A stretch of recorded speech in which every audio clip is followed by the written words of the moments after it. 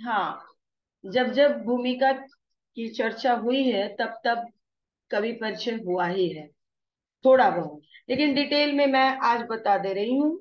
इनका जन्म, एक कॉपी रखिएगा बच्चों, है ना, और इम्पोर्टेंट बातों को नोट कर लीजिएगा, सब नहीं तो कुछ तो जरूर। तो तुलसीदास जी का जन्म लिखिए 1532, और इनकी मृत्यु है 1623। 1532 में इनका जन्म हुआ है और 1623 में इनका निधन हुआ है। यह है इनका जीवन सफर, है ना, इसको लिखिए। अब थोड़ा सुन लीजिए। हिंदी साहित्य के भक्ति काल के राम भक्ति शाखा के प्रमुख कवि गोस्वामी तुलसीदास को हिंदी साहित्य का बहुत बड़ा पुरोधा कहा जाता है ना। सूर्य नहीं तो शशि तो जरूर, सूर्य कहा जाता है सूरदास को। मैंने आपको बताया था कि भक्ति काल से संबंधित एक प्रसिद्ध दोहा है जिसके विषय में मैं क्लास में सुनाई थी। सूर सूर तुलसी ससी, उडुगन के सौदास, अन्य कवि खद्योत समान, जहां तहां करत प्रकाश। खद्योत कहते हैं बच्चों किसको, बोलिए। खद्योत, सूर मतलब सूर्य, सूरदास को सूर्य माना गया। तुलसी शशि, तुलसीदास को चंद्रमा माना गया। सूर सूर तुलसी शशि, उडुगन केशवदास, और उडुगन किन को माना गया। उडुगन मतलब क्या होता है, कोई भी बच्चा जवाब देगा जो क्लास से जुड़ा हुआ है। उडुगन,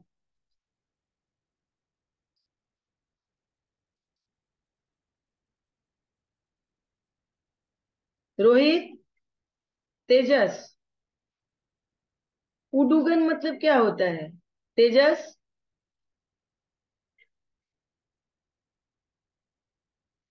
बच्चे आप लोग मुझे सुन रहे हैं ना।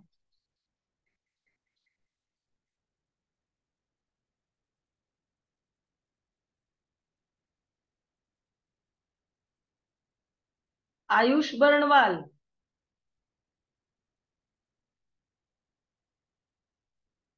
भुवनेश्वरी। Yes ma'am. अरे, ऐसे क्लास होता है। आप लोग सुन रहे हैं, उडुगन मतलब मैम क्या होता है सितारा। बताइए। मैम, मैम सितारा, मैम उडुगन मतलब हाँ सितारा। हाँ, कौन बताया। मैम भुवनेश्वरी। हाँ, तारा, तारे को उडुगन, केशवदास को उडुगन माना गया है। हाँ, ये तीन प्रसिद्ध कवि हुए हैं भक्ति काल के। और भक्ति काल के विषय में मैं आपको बताई हूँ कक्षा में, दोबारा बताऊंगी तो विषयांतर भी होगा और समय व्यर्थ व्यतीत होगा। तो आगे देखिए, उडुगन के सौदास, अन कवि खद्योत समान। खद्योत क्या होता है, गूगल में मत जाना, आता है तो जवाब दो, वरना गूगल से पूछने लगोगे तो टाइम वेस्ट होगा। हर समय गूगल नहीं है यहाँ पर, आपका, आपके समक्ष आपकी शिक्षिका है और आप हैं। बोलिए। खद्योत कहते हैं जुगनू को, जो बरसात में आप देखे होंगे जहां तहां करत प्रकाश। और जो भक्ति काल के अन्य कवि हुए वो जुगनू के समान हुए, कभी जलना कभी बुझना, यहाँ वहां, मतलब थोड़ी बहुत प्रसिद्धि मिली। और वो, उनकी लेखनी इतनी प्रसिद्ध नहीं हुई कि उनकी कोई ऐसी रचना कालजयी हो, तुलसीदास जी जैसे, सूरदास जी ऐसी बातें नहीं थी। तो तीन प्रसिद्ध कवि हुए भक्ति काल के, सूरदास, तुलसीदास और केशवदास, जिनको सूर्य, चंद्रमा और तारे माना गया है। तो यहाँ देखिए, आगे बढ़िए। इनका जन्म, जन्म नोट की बच्चियां, बॉय स्टूडेंट्स, यस मैम। क्या लिखा। 1532। इनका जन्म क्या लिखा, 1532, और मृत्यु क्या लिखा, 1623। 1623। 1623, ठीक है ना। अब देखिए, तुलसी का बचपन अनेक कष्टों में बीता। जीवन के प्रारंभिक वर्षों में ही इनके माता पिता इनसे बिछुड़ गए। बाबा नरहरि दास की संगति में रहने से इनका झुकाव राम भक्ति की ओर हुआ। बचपन में ही माता पिता गुजर गए थे, और इन, ये बाबा नरहरि दास उस समय के इनके गुरु हुआ करते थे, संत थे, जिनके सानिध्य में ये रहे और राम भक्त, राम के प्रति इनकी अगाध भक्ति और श्रद्धा दिखी। इन्होंने अयोध्या, काशी, चित्रकूट आदि अनेक तीर्थों की यात्रा की है। तुलसीदास जी के काव्य का विषय मर्यादा पुरुषोत्तम राम की भक्ति है। अवधी और ब्रज दोनों भाषाओं पर इनका समान अधिकार है। अवधी और ब्रज दोनों। आप ब्रज भाषा को कहाँ पाए बच्चों, बताइए। सूरदास जी के कवि। हाँ, इससे पूर्व जो आपने पढ़ा सूर के पद, उसकी भाषा ब्रज ही है। और कहा जाता है कि तुलसीदास जी को ब्रज भाषा और अवधी भाषा दोनों पर समान रूप से अधिकार था। श्री रामचरितमानस अवधी में, विनय पत्रिका एवं कवितावली ब्रज भाषा में। इनकी 3 ग्रंथ पाए जाते हैं। श्री रामचरितमानस जो हिंदू सनातन धर्मियों का पवित्र ग्रंथ है, दूसरा है विनय पत्रिका और तीसरा है कवितावली। ये विनय पत्रिका और कवितावली दोनों ब्रज भाषा में लिखी गई है, लेकिन श्री रामचरितमानस की रचना अवधी भाषा में की गई है। प्रबंध और मुक्तक दोनों प्रकार के काव्यों का उत्कृष्ट रूप इनकी रचनाओं में मिलता है। इनकी रचनाएं जो मैं बता चुकी हूँ, इसके अलावे भी कुछ है। श्री रामचरितमानस नंबर 1 पर है, गीतावली, कवितावली, विनय पत्रिका, बरवे रामायण, हनुमान बाहु, वैराग्य संदीपनी आदि इनकी मुख्य रचनाएं हैं जो पाई जाती हैं। अब देखिए, इस पाठ में मैं संक्षेप में कवि परिचय आपको बता चुकी हूँ। अब पाठ परिचय देख लीजिए कि क्या है इसमें, है ना। इससे पूर्व मैं प्रसंग समझाई हूँ कि जनकपुर में सीता स्वयंवर है। राजा दशरथ द्वारा आयोजित सीता मैया का स्वयंवर आयोजित किया गया है, जिसमें सभी नामी नामचीन दूर दराज के राजा राजकुमारों को आमंत्रित किया गया है। शर्त ये है कि जो भी शिव जी के धनुष को तोड़ेगा उसे सीता माता वरमाला पहनाएंगी, वो सीता माता के लिए उपयुक्त वर होगा। अब विस्तार से आपको समझाया गया है स्वयंवर क्या है। स्वयं जोड़ वर, स्वयं जो वर चुनने का अधिकार हो, है ना, चुना जाता हो, उसे स्वयंवर कहा जाता है। और पहले ये सब हुआ करता था, अब बातें बदल गई है और दूसरे लैंग्वेज में इसे जाना जाता है। यहाँ पे देखिए ये, हाँ, राजा जनक द्वारा आयोजित सीता स्वयंवर में श्री राम शिव धनुष तोड़ देते हैं। पाठ का परिचय है। जब परशुराम को यह समाचार मिलता है तो वे आग बबूला हो जाते हैं। सभा में आकर शिव धनुष तोड़ने वाले को मार डालने की धमकी देते हैं। श्री राम की विनम्रता तथा गुरु विश्वामित्र के समझाने पर वे शांत हो जाते हैं। राम, लक्ष्मण और परशुराम के बीच जो संवाद चलता है इस प्रसंग को लेकर, वही इस अध्याय में निहित है। क्रोधित परशुराम के कटु वचनों का उत्तर लक्ष्मण व्यंग बाणों से देते हैं, जिससे परशुराम का क्रोध और बढ़ जाता है। अंत में ऋषि विश्वामित्र के द्वारा परशुराम को समझाने तथा राम के शीतल वचनों से परशुराम का क्रोध शांत हो जाता है। इतनी ही बातें हैं। हर चौपाई में और दोहे में, ऊपर चौपाई है, फिर 2 पंक्ति का दोहा है, फिर चौपाई है, फिर दोहा है। हर चौपाई में परशुराम और लक्ष्मण के बीच संवाद जो क्रोध में किया गया है, परशुराम क्रोध में संवाद करते हैं और लक्ष्मण उसे व्यंग बाणों से व्यंग पूर्वक उत्तर देते हैं। व्यंग पूर्वक उत्तर देने से क्या होता है, परशुराम की क्रोधाग्नि भड़कती रहती है और परिस्थितियां सभा की और संगीन होती जाती हैं। अंत में उनके गुरु विश्वामित्र का हस्तक्षेप होता है और वे परशुराम को समझाते हैं, उसके साथ साथ श्री रामचंद्र जी के मुख से शीतल वचनों का निकलना होता है। शीतल वचन से वो क्रोधाग्नि को शांत करने का प्रयास करते हैं और इस तरह यह प्रसंग छोटा सा जो रामचरितमानस के बालकांड से लिया गया है उसको समाप्त किया जाता है और आपके सामने एक उदाहरण प्रस्तुत किया जाता है। देखिए बच्चों, हम रामचरितमानस को क्यों पढ़ते हैं? कोई बच्चा बताएगा? मैं एक तरफा बोलूं, this is not fair students. कोई बताएगा कि रामचरितमानस को हम क्यों पढ़ते हैं और ये हिंदू इस ग्रंथ में निहित बातों का अनुकरण क्यों करते हैं? बताइए, शॉर्ट में, वेरी शॉर्ट। इसका अनुकरण क्यों किया जाता है? हम इसके क्यों फॉलोवर हैं? क्या ऐसी बातें हैं? हाँ, राम की कहानी और इसमें सीता की सामाजिक संस्कार के कहानी। बारे में बताए गए हैं। क्या बोली? कौन बोल रही? माँ पात्रा बोल रही है क्या? इसमें हमारे सामाजिक संस्कार के बारे में बताया गया है। हाँ, बहुत अच्छा जवाब है। एक पंक्ति में सारी बातें निहित है। Very good. हमारे समाज में जो संस्कार होना चाहिए, जीने के लिए जितनी बातें होनी चाहिए, हमारी संस्कृति, सभ्यता और हमारा सोशल बॉन्ड जो कहता है, वो सब इसमें है। मैं आपको इसके पहले भी ऑफलाइन कक्षाओं में बताई थी कि भारत का सोशल बॉन्ड का मुकाबला करने वाला कोई नहीं है। पाश्चात्य देश हमारी नकल करते हैं।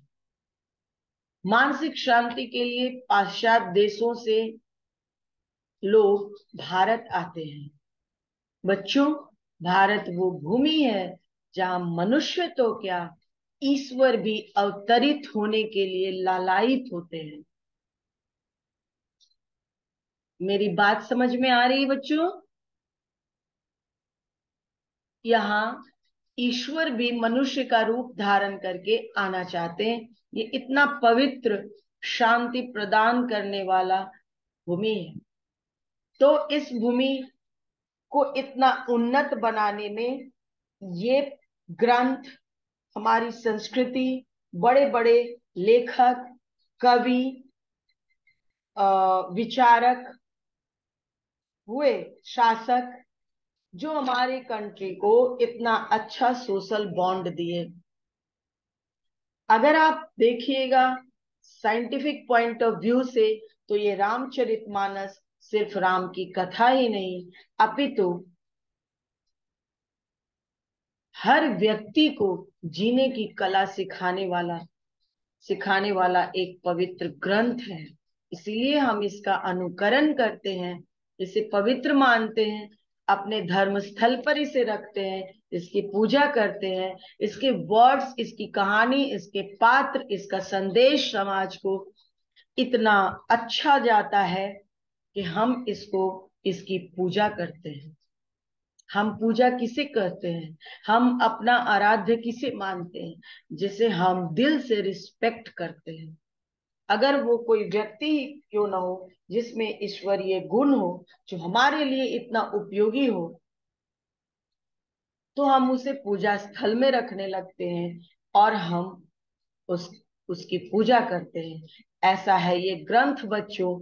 आप सौभाग्यशाली हैं कि इस उम्र में रामचरितमानस की कुछ ही चौपाइयां लेकिन पढ़ने का अवसर और इससे रूबरू होने का अवसर आपको मिला है। हम और आप बहुत सौभाग्यशाली हैं, वरना आज के भाग दौड़ भरी जिंदगी में बहुत मुश्किल होता है बच्चों धर्म ग्रंथों की ओर जाना। इसी बहाने, पढ़ाई की बहाने, हम थोड़ा बहुत अच्छी बातें सीख ले रहे हैं, तो ये अच्छी बात है और बड़े वेरी फॉर्चुनेट है हमारे लिए।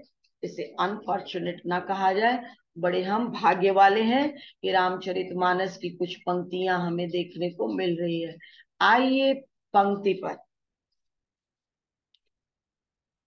नाथ शंभु, मैंने इसकी शुरुआत कक्षा में की थी। नाथ शंभु धनु भंजनिहारा, होए हुकुम एक दास तुम्हारा। आयसु कहा कहिए किन मोही, सुनी रिसाई बोले मुनि कोई। बच्चों, मैं पुस्तक में ही कुछ शब्दार्थ नोट कर लीजिए। आज मैं पहले चौपाई और दो दोहे जो है उनका कठिन शब्दों का निवारण करूंगी, ठीक है। उसके बाद हमारा प्लानिंग है, लेसन प्लान है हमारा काव्य सौंदर्य का। तो चलिए यहाँ पे लिखिए, भंजनिहारा। भंजनिहारा मतलब तोड़ने वाला। बुक पर ही पेंसिल से या कॉपी है तो लिख दीजिए, ठीक है। यहाँ पे देखिए आपके स्क्रीन पर ये पुस्तक आपके अध्याय का वो अंश है जिसे मैं अभी बता रही हूँ। भंजनिहारा, नाथ शंभुधनु। शंभुधनु का अर्थ जान रहे हैं बच्चे? आप लोग ही पूछिए, आप लोग। शिव जी। शिव जी का धनुष। हाँ, शिव जी का धनुष। भंजनिहारा मतलब तोड़ने वाला। लिखिए, केव मतलब कोई, है ना, केव मतलब कोई, ठीक है। आप लोग के पास भी पुस्तक होगा बच्चों। दास मतलब सेवक, यस लिखिए, सेवक। आयशु, आयशु मतलब आदेश, आज्ञा। आप लोग अच्छी तरह मुझे सुन पा रहे हैं या कहीं कुछ टेक्निकल प्रॉब्लम है? अगर है तो बोलिएगा। नो मैम, आपका वॉइस क्लियर है। क्लियर है, ठीक है, बहुत अच्छी बात है। देखिए, कहीं दिक्कत होगा तो जरूर टोक दीजिएगा उधर से, इससे आपको और मुझे दोनों को फायदा होगा। आयशु मतलब आदेश, आज्ञा। कहिए मतलब कहते हैं। काह मतलब क्या, काह मतलब क्या। किताब है ना? Yes ma'am. मैम किन, कहिए मतलब क्या? कहिए मतलब कहते हैं, कहिए मतलब कहते हैं। किन, क्यों नहीं। किन मतलब क्यों नहीं, आप मुझसे क्यों नहीं कहते हैं, आप मुझे आज्ञा दीजिए। मोही मतलब मुझसे, मोही मतलब मुझसे। सुनी मतलब सुनकर, क्रोधित मतलब क्रोध होकर। हाँ, मुनि, मुनि मतलब बच्चों तपस्वी, ऋषि मुनि।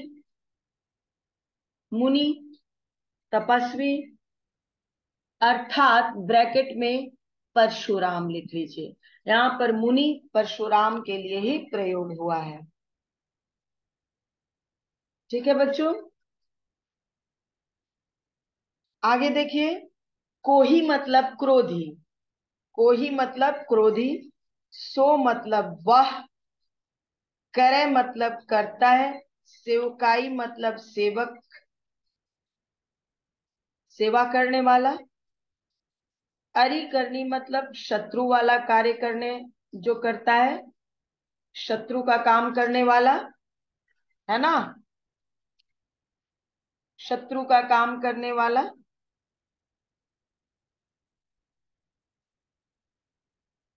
करिए, की है, लड़ाई, लड़ने वाला।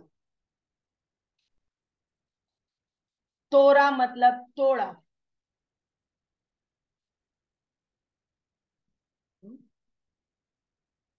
अब आप पूछिए, मैं अपने स्तर से बता चुकी हूं, आप पूछिए, कहीं कोई प्रॉब्लम है स्टूडेंट्स?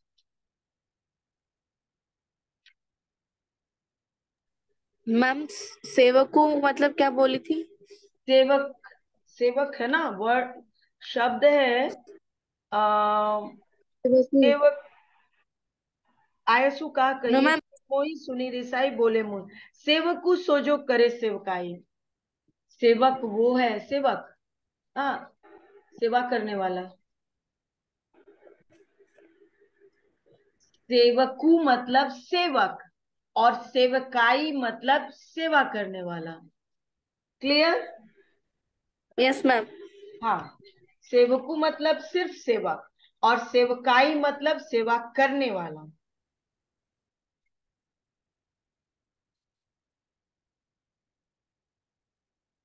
ठीक है, अब आप पूछिए, कुछ और है इसमें जानना चाह रहे हैं?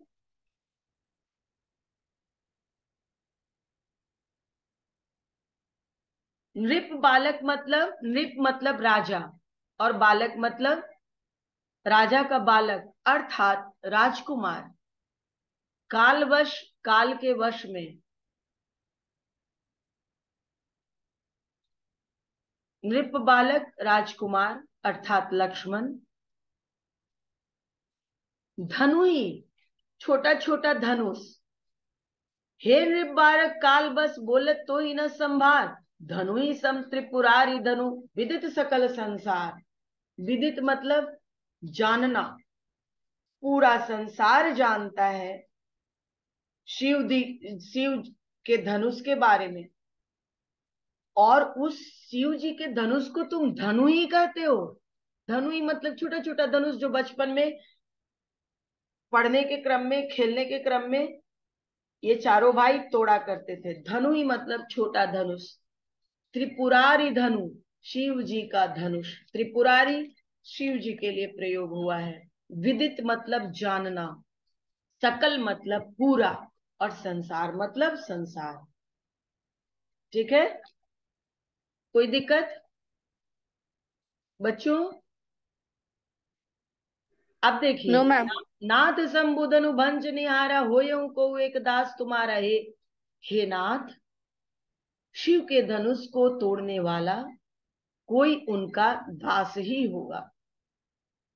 आप आज्ञा दीजिए, मुझे, मुझसे कहिए और मुझे आज्ञा दीजिए, है ना।